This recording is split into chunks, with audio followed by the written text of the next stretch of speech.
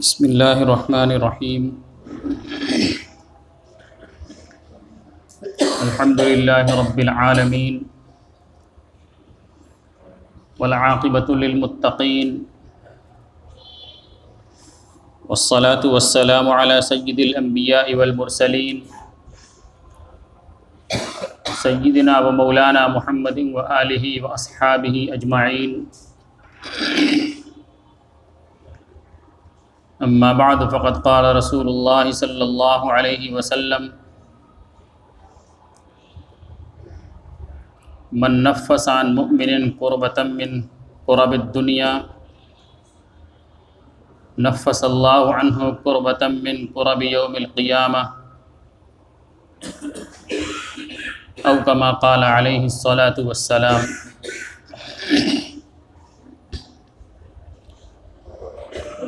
میرے محترم بھائیوں، دوستوں، بزرگوں، گزشتہ چند جمعوں سے اسلام میں مسلمانوں کے کیا حقوق ہیں اس سلسلے میں گفتگو چل رہی تھی، اور گزشتہ جمعہ میں مسلمان کے دوسروں کے اوپر مالی اعتبار سے جو حقوق نافذ ہوتے ہیں کہ دوسرے کے مال کے اندر ہمیں دوسرے کی رضامندی کے بغیر تصرف کرنے کا بالکل بھی اختیار نہیں ہے۔ ہم دوسرے کے مال کو اس کی رضامندی اور اس کی اجازت کے بغیر استعمال نہیں کر سکتے۔ اس سلسلے میں یہ گفتگو سامنے آئی تھی کہ اسلام نے مسلمانوں کے مال کی حفاظت کا بہت زیادہ اہتمام کیا ہے کہ مسلمانوں کا مال محفوظ ہو جائے، اور اس سلسلے میں تعلیمات دی کہ آپس کے معاملات کس طریقے سے کرنے چاہیے، خرید و فروخت کا معاملہ، وعدے کا معاملہ، آپسی لین دین، ہر ایک سلسلے میں اسلام نے تعلیم دی کہ یہ سارا کچھ کیسے ہونا چاہیے، اور سب کا محور یہ ہے، سب کی بنیاد یہی ہے کہ ہر ایک کا مال محفوظ رہے، اس کے اندر کسی دوسرے کا تصرف نہ ہو، کسی کا مال دوسرے کے ہاتھ سے ضائع نہ ہو، یہی اس کی بنیاد ہے۔ اور یہ بھی گفتگو آئی تھی کہ آج ہمارا معاشرہ اس تعلیم سے بہت دور ہوتا جا رہا ہے، جانے انجانے میں ہم دوسرے کے مال کے اندر ناجائز طور پر تصرف کر جاتے ہیں، اور پھر اس پر سینہ زوری یہ ہے کہ ہم اس کے اوپر جائز کا لیبل لگانا چاہتے ہیں کہ ہم نے جو کیا ہے یہ جائز ہے، یہ حق ہے، یہ تصرف درست ہے۔ ہم اس کا لیبل لگانا چاہتے ہیں کہ ایک تو چوری کرتے ہیں، پھر سینہ زوری کرتے ہیں کہ غلط کام کرنے کے بعد اس کو درست ٹھہرانے کی کوشش کی جاتی ہے۔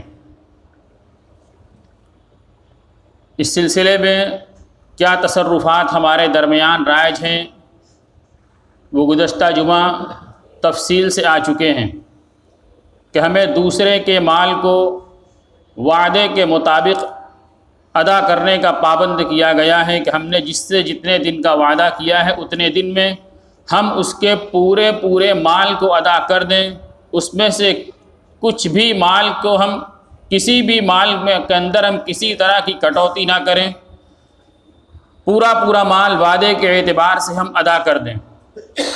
اب اس کے اندر کتنے اعتبار سے کٹوتی ہوتی ہے وہ ہمارے سامنے آ چکا ہے۔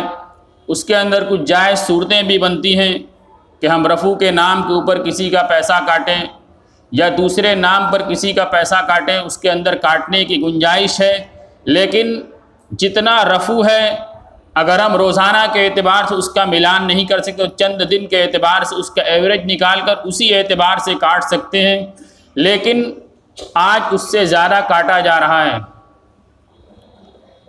یہ جو زیادہ کاٹا جا رہا ہے، یہ مال جو ہم نے کاٹا یہ درست نہیں ہے، پیسہ جو ہم نے کاٹ لیا۔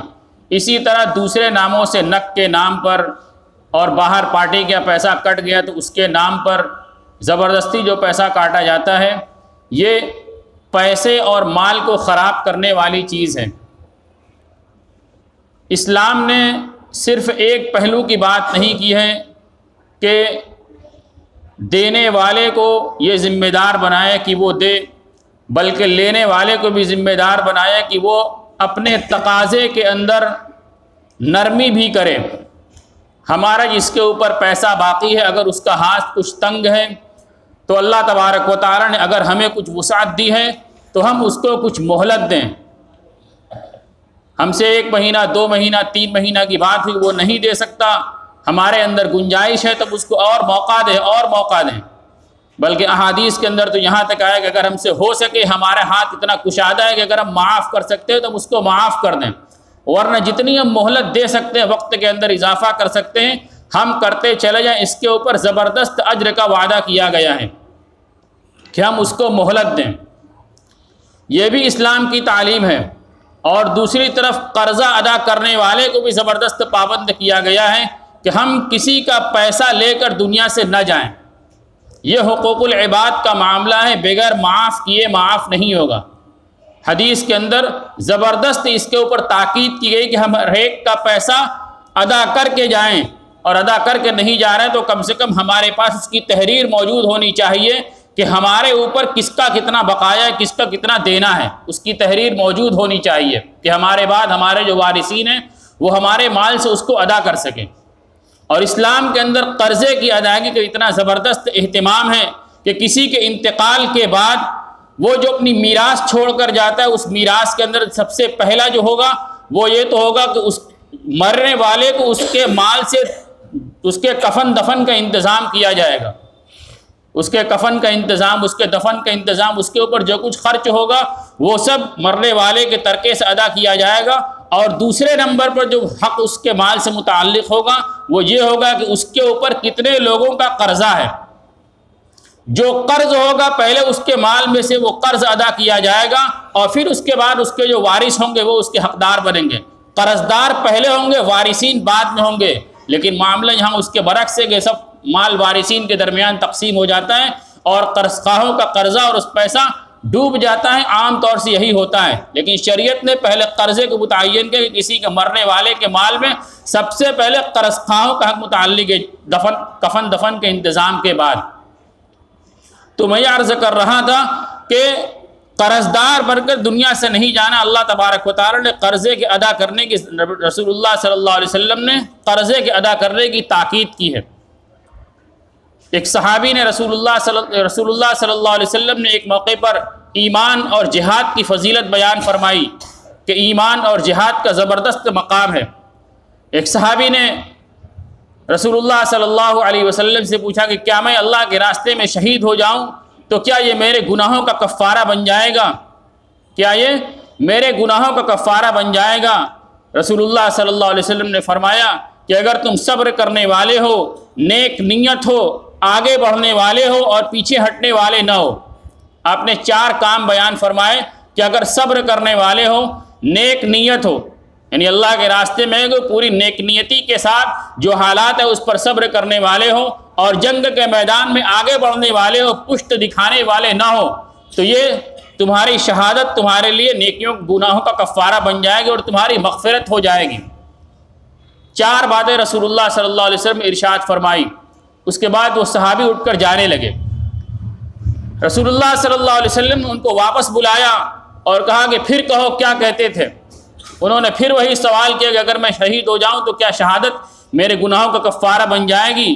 رسول اللہ صلی اللہ علیہ وسلم نے پھر وہی 4 باتیں ارشاد فرمائیں کہ اگر تم صبر کرنے والے ہو، نیک نیت ہو، آگے بڑھنے والے ہو، پیچھے ہٹنے والے نہ ہو تو کفارہ بن جائے گی۔ اور بعد میں آپ نے ارشاد فرمایا مگر یہ کہ تمہارے اوپر کسی کا قرضہ نہ ہو، تمہارے اوپر کسی کا قرضہ نہ ہو۔ اور آپ نے ارشاد فرمایا کہ یہ بات ابھی مجھے جبریل نے بتائی ہے، یعنی قرضے کے ادا کرنے کی فکر کرنا، دنیا سے اس حال میں جانے کی فکر کرو کہ تمہارے اوپر کسی کا قرض باقی نہ ہو، اور اگر باقی ہے تو اس کو دینے کا انتظام تمہارے پاس موجود ہو کہ وہ اس کی وصیت ہو کہ تمہارے مال میں سے پہلے اس کے قرض کو ادا کیا جائے۔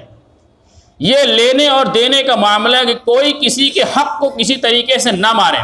دنیا سے جا رہا ہے تو اس کی وصیت، اس کی تحریر اس کے پاس موجود ہو، اس کے مرنے کے بعد اس کی میراث میں سے سب سے پہلے اس کا قرضہ ادا کیا جائے گا۔ لیکن آج اس کی اہمیت ہمارے درمیان سے نکل گئی۔ یہ قرضہ لینا اور قرضہ دینا یہ حقوق العباد میں اس کا معاملہ ہے۔ جب تک بندہ معاف نہیں کرے گا اللہ کے نزدیک وہ معاف نہیں ہوگا۔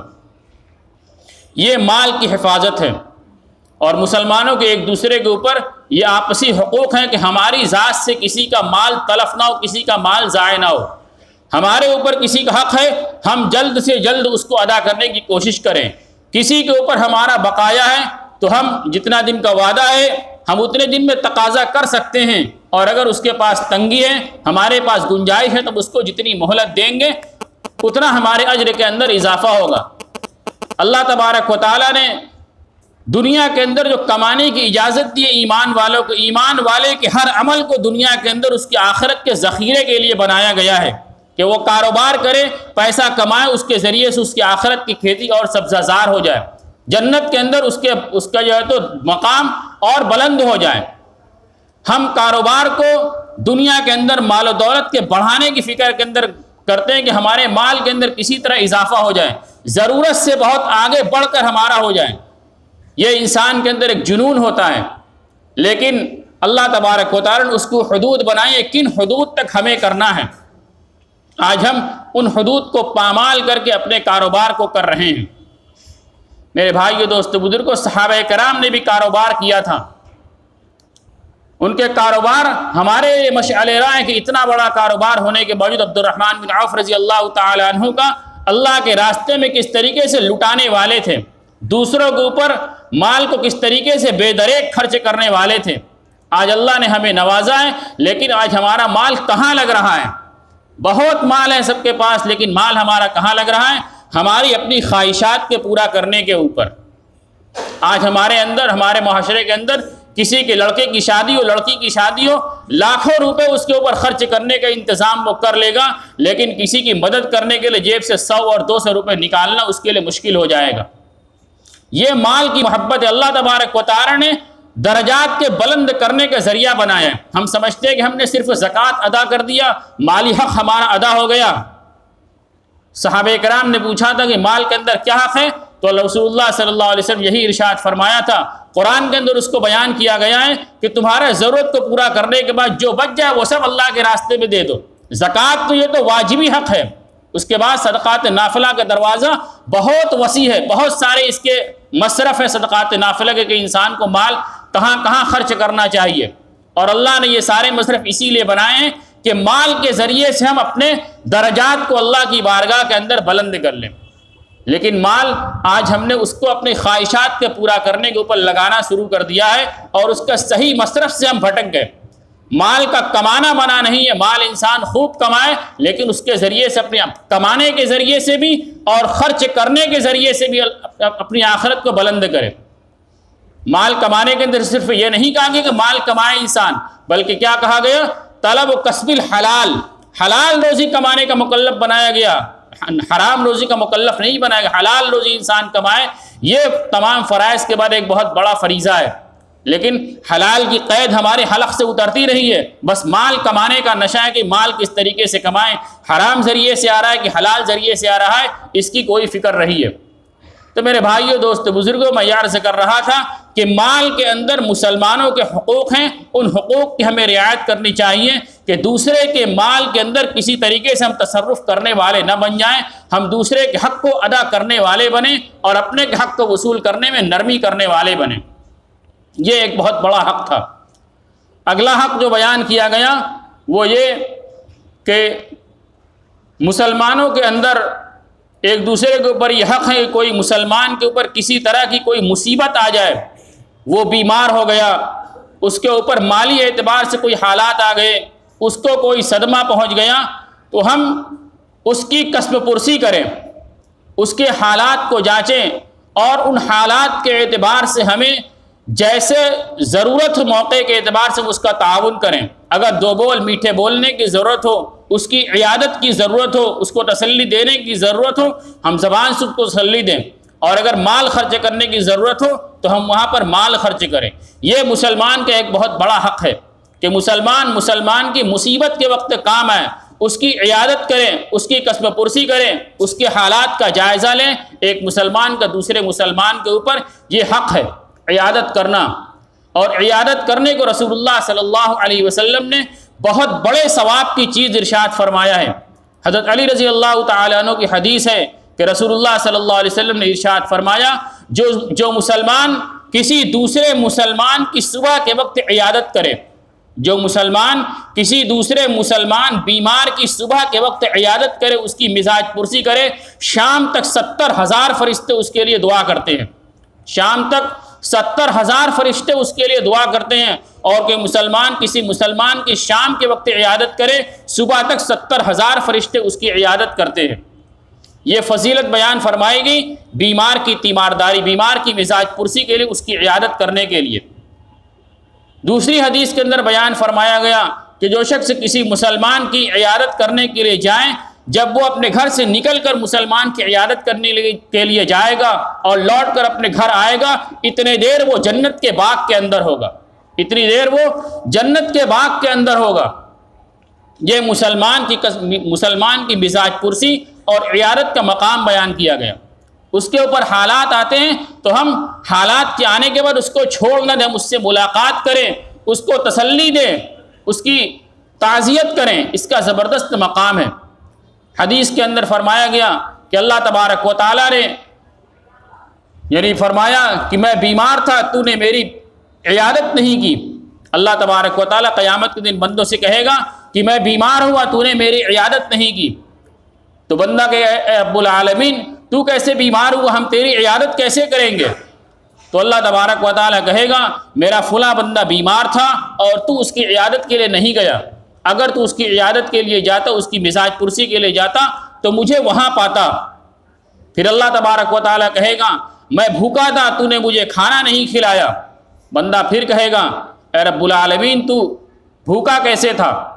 تو اللہ تبارک و تعالیٰ کہے گا میرا فلاں بندہ بیمار تھا، میرا فلاں بندہ بھوکا تھا، اگر تو اس کو کھانا کھلاتا تو مجھے تو اس کے پاس پاتا، اگر تو اس کو کھانا کھلاتا تو مجھے تو اس کے پاس پاتا۔ پھر اللہ تبارک و تعالیٰ کہے گا میں ننگا تھا، تو نے مجھے کپڑا نہیں پہنایا۔ پھر وہ بندہ کہے گا کہ تو کہ رب العالمین تو کیسے ننگا؟ تو اللہ تعالیٰ کہے گا کہ میرا فلاں بندہ ننگا تھا، تو نے اسے کپڑا نہیں پہنایا، اگر تو اسے کپڑا پہناتا تو مجھے تو اس کے پاس پاتا۔ یعنی بندوں کی مدد کرنا کسی بھی اعتبار سے، اگر وہ بھوکا ہے تو کھانا کھلانا، بیمار ہے تو مزاج پرسی کرنا، دوا کی ضرورت ہے دوا کو دلا دینا، یہ سب اللہ سے قریب کرنے کا بہترین ذریعہ ہے۔ اللہ سے قریب کرنے کا بہترین ذریعہ ہے مخلوق کی خبرگیری کرنا۔ اسلام ہمارے نماز کی بنیاد پر اور ہماری عبادتوں کی بنیاد پر نہیں پھیلا۔ اسلام جو پھیلا ہے اس کے اندر بہت بڑا دخل خدمت خلق اور اخلاق کا ہے۔ رسول اللہ صلی اللہ علیہ وسلم بندوں کی خدمت کرنے والے تھے اور اپنے اخلاق کو پیش کرنے والے تھے۔ صحابہ کرام جب ملکوں کے اندر گئے ہیں، انہوں نے زبان سے دعوت کم دی ہے اور اپنے کردار اور اپنے اخلاق کے ذریعے دعوت زیادہ دی ہے۔ جس سے وہ معاملہ کر لیتے تھے، اپنی سچائی کو جس کے اوپر پیش کر لیتے تھے، اپنے وعدہ وفا کرنے کو جس کے اوپر پیش کر لیتے تھے، اپنے زبان کی پاکیزگی، اپنے اخلاق کی پاکیزگی کو جس کے اوپر پیش کر دیتے تھے، وہ ایمان لائے بغیر نہیں رہ سکتا تھا۔ آج ہمارا دامن اس سے خالی ہے۔ ہم گفتار کے تو خوب غازی بنتے ہیں، لیکن کردار سے ہم بالکل خالی ہیں۔ زبان کی لفاظی ہمارے پاس خوب ہے، لیکن اپنے اخلاق کے اعتبار سے، اپنے کردار کے اعتبار سے، اپنے معاملات کے اعتبار سے، اپنے زبان کے اعتبار سے ہم تہی داماں ہیں۔ مسلمان کا جو اخلاق بیان کیا گیا، مسلمان کا جو کردار بیان کیا گیا، اس کی جو سب سے بنیادی صفت بیان کی کہ زبان کا سچا ہوگا، وعدے کا پکا ہوگا، منافقین کی صفت اس کے اندر نہیں ہوگی۔ آج ہمارا دامن اس سے خالی ہے، ہر جگہ پر ہم جھوٹ بولنے والے ہیں، ہر جگہ پر ہم دھوکہ دینے والے ہیں، وعدہ خلافی کرنے والے ہیں۔ آج دوسروں کو بیر ہمارے معاملات سے، ہماری مسجدوں سے، ہماری نماز سے، ہمارے روزوں سے ان کو کوئی بیر نہیں ہے۔ ان کو بیر، ان کو نفرت جو ہے وہ ہمارے کردار سے ہے، کہ ہمارے اندر وہ چیز نہ آ جائے جو انہی کی طرف سے پیدا کیا ہوا ہے، اور ہم اپنی تعلیمات کو چھوڑ کر زندگی گزار رہے ہیں۔ اگر ہم پھر اسی نہج کے اوپر آ جائیں اور اسلام کی صحیح تصویر کو لوگوں کے سامنے پیش کریں تو اس سے متاثر ہوئے بغیر نہیں رہیں گے۔ ابھی ایک واقعہ کتاب کے اندر پڑھا، اس کو سنا کر بات ختم کروں۔ مولانا طارق جمیل صاحب نے اپنی کتاب کے اندر لکھا ہے کہ وہ ایک جگہ سفر میں گئے، یورپ کے کسی ملک میں سفر کے اندر گئے تھے۔ وہاں ایک پادری سے ان کی ملاقات ہوئی۔ پادری نے کہا کہ میں اسلام کا میں مطالعہ کرتا ہوں اور قرآن کی تعلیمات کو میں پڑھتا ہوں، لیکن اس کی جو تعلیمات ہیں وہ مجھے مسلمانوں میں کہیں نظر نہیں آتی ہیں، مسلمانوں میں مجھے کہیں نظر نہیں آتی ہیں۔ آپ لوگ آئے ہیں تو آپ کی شکل و صورت دیکھ کر ہمیں اس تعلیم کی کچھ جھلک نظر آئی ہے۔ اور پھر اس کے بعد وہ مسلمان ہو گیا، اور مسلمان ہونے کے بعد اس نے دو باتیں کی کہ مسلمان ان دو باتوں کے اوپر آج عمل کر لیں، پوری دنیا جو ہے تو مسلمانوں کے قدموں میں آ جائے گی۔ پہلی بات اس نے کہی کہ مسلمان ہر جگہ پر نماز کے قائم کرنے کی فکر کرے، جہاں بھی ہو، جس ماحول کے اندر بھی ہو۔ اگر مسجد ہے تو مسجد میں اذان دے کر، مسجد نہیں ہے تو جہاں بھی ہو اذان دے کر جماعت کے ساتھ نماز قائم کرنے کی فکر کرے۔ یہ چیز غیروں کے اوپر یعنی برق بن کر گرتی ہے۔